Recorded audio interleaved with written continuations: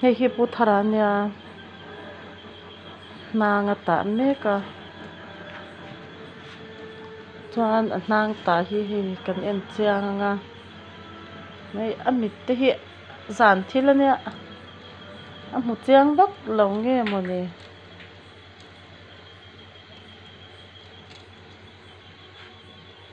hei te a ti niap niap a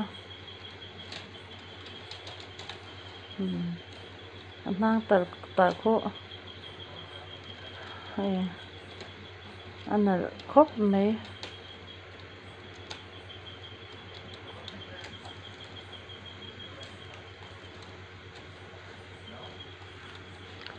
tuna hian zandar som pakhat a pel tawh a hei a tlei var dawn nge ni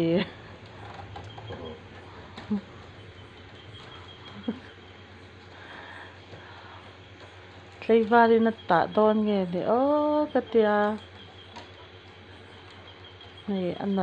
anal khop mai a thil tah pawh